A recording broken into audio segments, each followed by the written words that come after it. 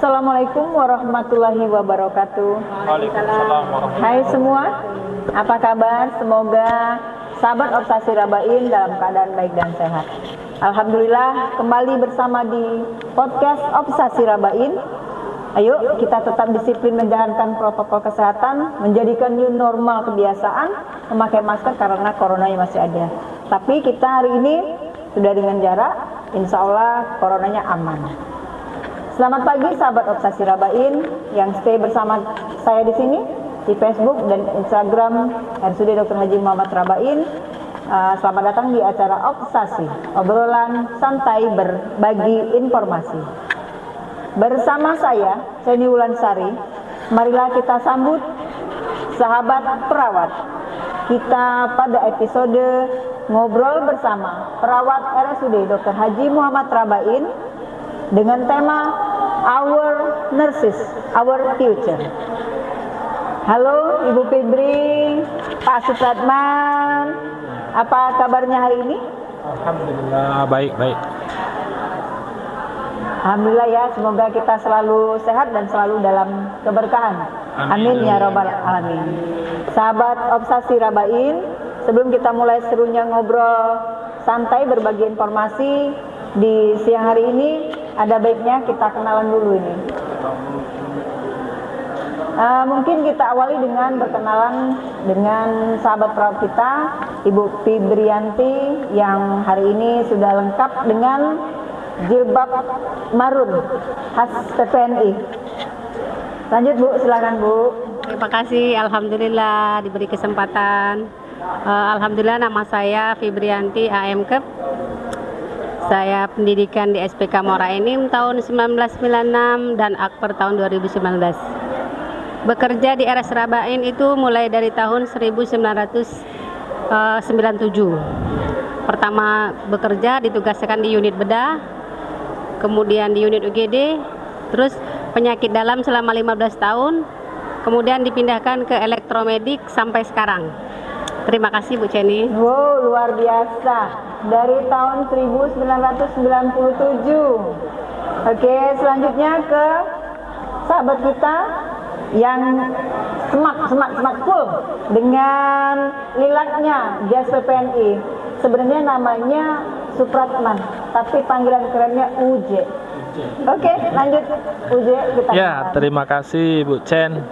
Tadi sudah ada pengantar nama Supratman, panggilan UJ. Nah, di sini kelahiran Tanjung Karangan, 3 September 1989. Nah, di sini alumni Bina Husada. Ya, untuk sarjana keperawatan dilanjut profesi di Bina Husada Palembang. Untuk di Rabain baru bergabung tahun 2018. Di sini langsung ditempatkan di ruangan ICU ini Bu Chen. Okay. ICU RSUD Rabain. Ya, itu untuk perkenalannya Ibu. Lanjut, jadi narasumber kita keren ya. Satu orang lama semangat baru, yang satu orangnya baru dengan semangat yang baru. Perawat-perawat RSUD Dr. Haji Muhammad Rabain. Semoga acara kita berjalan lancar hari ini. Mari kita mulai obrolan kita, obrolan santai berbagi informasi. Hari tanggal 12 Mei itu disebut dengan Hari Perawat Internasional yang setiap tahunnya selalu diperingati. Tetapi kita lebih sering mendengarnya adalah sebagai perawat nasional. Agak sedikit rancu kenapa peringatannya di 12 Mei Perawat Internasional dan kenapa kita kemarin sudah ya diperingati Hari Persatuan Perawat di bulan Maret. Jadi bisa diceritakan Bu kepada sahabat Obsasi sejarahnya kenapa Hari Perawat Internasional itu diperingati di 12 Mei dan apa bedanya ya? Persatuan Perawat Nasional Indonesia dengan International Council Nurse. Baik Ibu, mari silakan. Jadi saya kupas sedikit masalah sejarah. Mengapa? Boleh Bu, dipakai Bu. mengapa tanggal 12 Mei? Tanggal 12 Mei itu ialah hari kelahiran tokoh dunia keperawatan, yaitu Florence Nightingale, orang Inggris. Nah, mengapa dikatakan demikian? Karena waktu itu sejarahnya pada waktu perang banyak korban dari tentara, makanya Florence Nightingale ini merawat korban-korban perang tersebut, yaitu perang Crimea kalau nggak salah ya. Terima kasih. Oke, jadi sejarahnya diperingati itu 12 Mei itu 12 Mei hari lahir, hari kelahiran ya. Florence Nightingale. Oke, baik, terima kasih Bu Fibri ini adalah Ketua DPK PPNI RSUD Dr. Haji Muhammad Rabain periode kepengurusan tahun 2017 ya Bu, sampai dengan tahun 2022. Saat ini dalam pengurusan organisasi PPNI di cabang Muara Enim sebagai Wakil Ketua Ibu ya. Terus di DPK RSUD Dr. Haji Muhammad Rabain sebagai Wakil Ketua Bidang Kesejahteraan. Nah, dalam memberikan pelayanan kesehatan, tenaga kesehatan kita ini Pak ya memiliki peranan yang sangat penting, terutama profesi perawat. Itu disebabkan tingginya kebutuhan perawat di fasilitas kesehatan. Mulai dari menjadi garda terdepan, melakukan perawat klien di ruang perawatan, sampai mempersiapkan diri untuk melakukan perawatan di rumah. Agar kita sama-sama dipahami oleh sahabat Obsasi Rabain, boleh dong kita tahu Pak Supratman, siapa perawat itu dan kenapa perawat itu disebut profesional? Ya, terima kasih untuk pertanyaannya. Mungkin bisa dikoreksi ya bagi teman-teman yang saat ini sedang nonton. Kalau ada kesalahan boleh dikoreksi. Untuk perawat itu sendiri bisa disebut sebagai perawat, yaitu seseorang yang sudah menempuh pendidikan yang jelas di dunia keperawatan ya, ilmu keperawatan baik di luar negeri maupun di dalam negeri, dan tentu juga harus sesuai dengan ketentuan undang-undang yang berlaku dalam ini di Indonesia. Selanjutnya kok ada sesuai ketentuan undang-undang yang berlaku? Ya jelas di sini pemerintah atau negara Indonesia harus melindungi rakyat Indonesia, dalam hal ini yaitu masyarakat.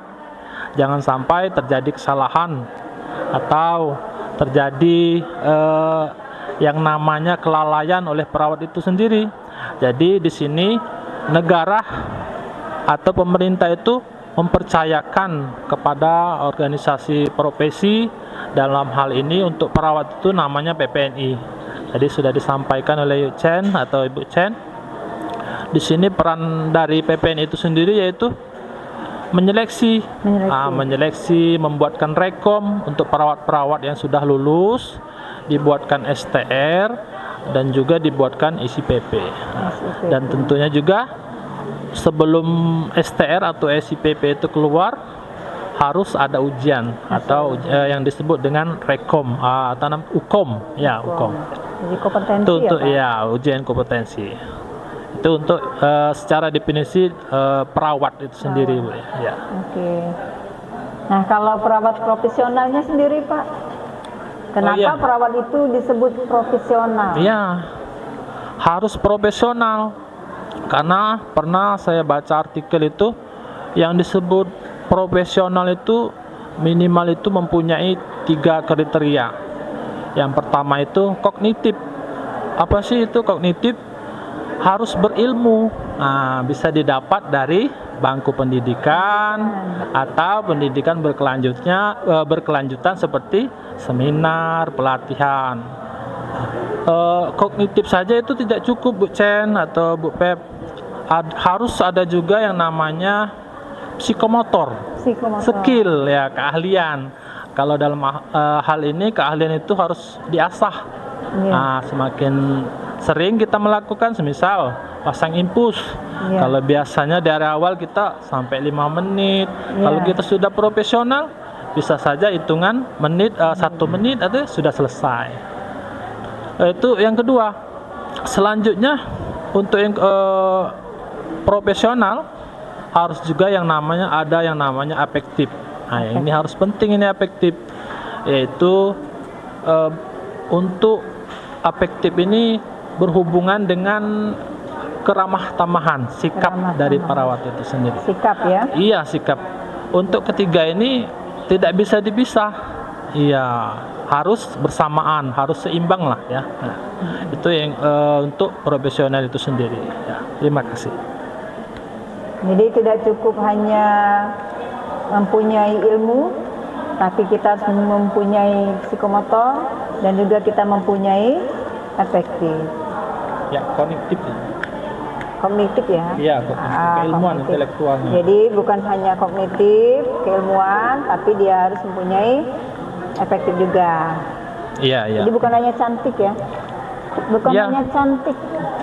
Perawat RSUD Dr. Haji Muhammad Rabain bukan hanya cantik, tapi mempunyai 3 nilai. Kognitif, psikomotor, dan Afektif. Iya. Nah, kira-kira nih Bu Pep, perawat yang profesional tadi yang banyak di RSUD Rabain itu jumlahnya berapa ya Bu?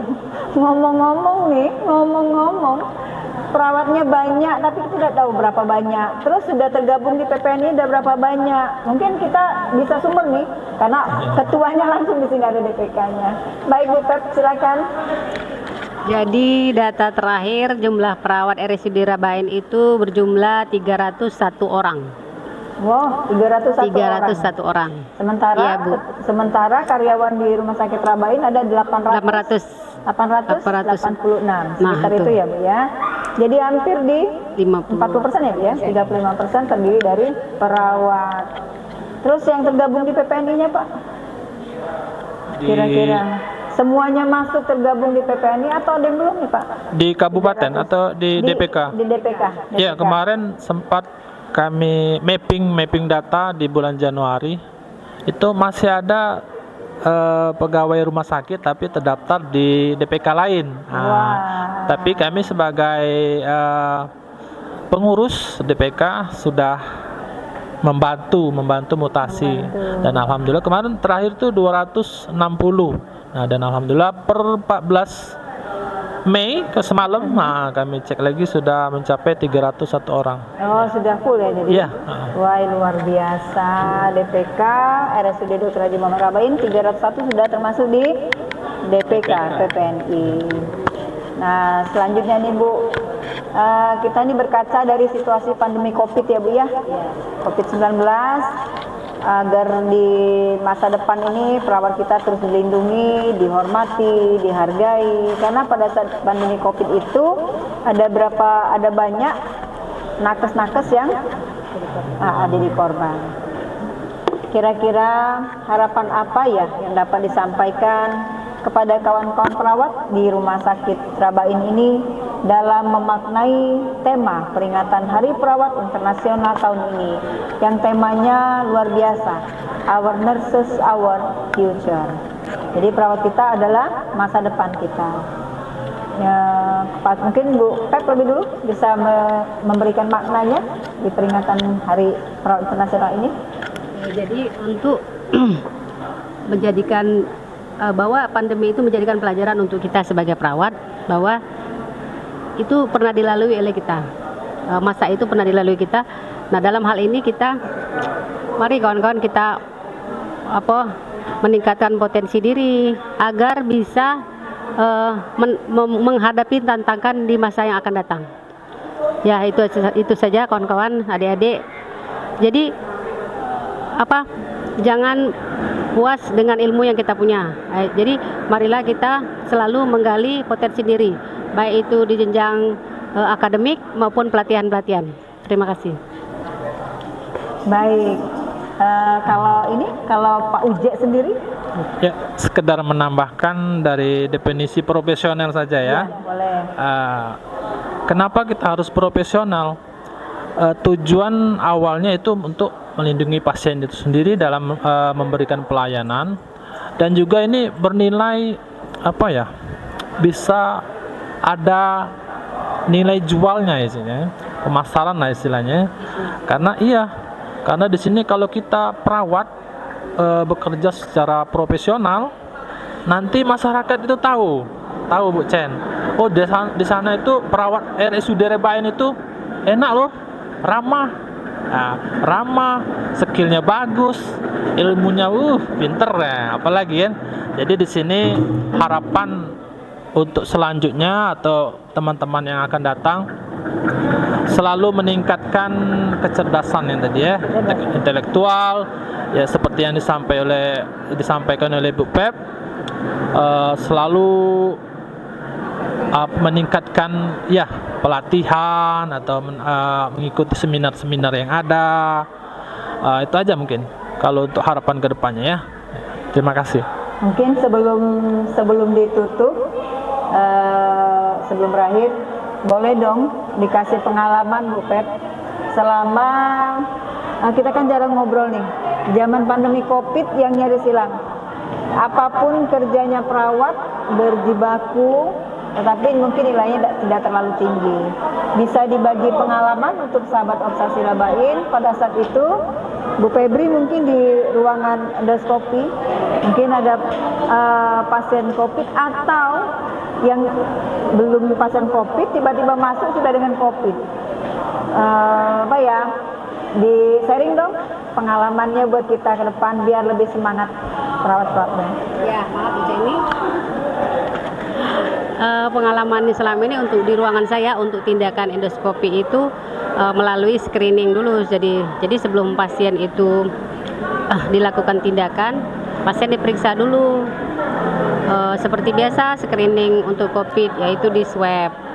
Jika mana dia di swab positif, tindakannya ditunda dulu sampai swabnya negatif. Jadi itu mengantisipasi karena kita waktu itu kurangnya safety buat petugas. Jadi antisipasinya kami begitu. Jadi screening sebelum tindakan, kalau memang dia positif, pasiennya ditunda sampai hasilnya negatif. Terima kasih.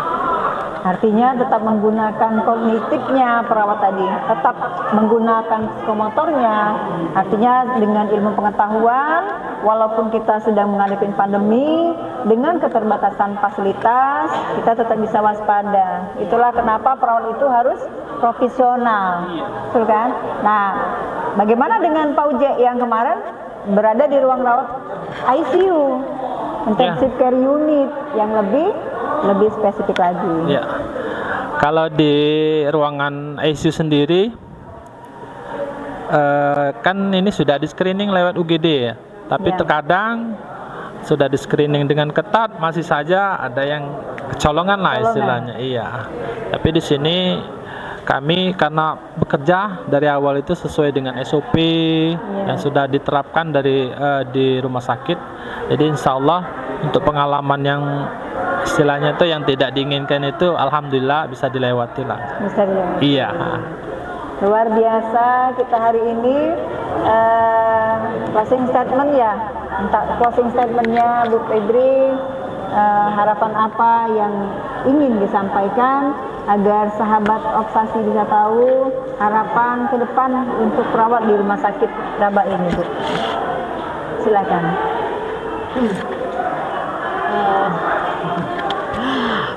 Ya, kembali kita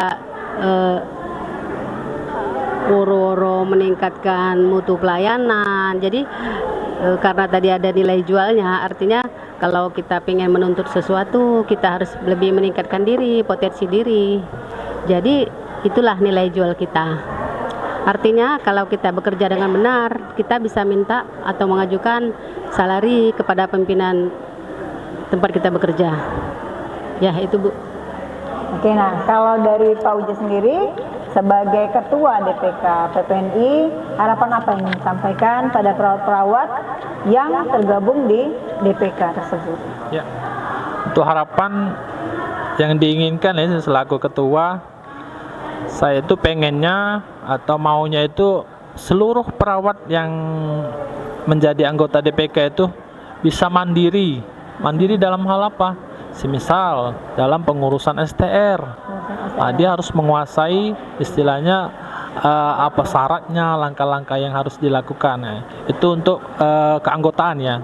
Tapi kalau untuk keseluruhan, yang itu tadi secara profesional, saya berharap seluruh perawat selalu meningkatkan keilmuan dan juga jangan lupa keramah tamahan terhadap pasien, masyarakat, keluarga.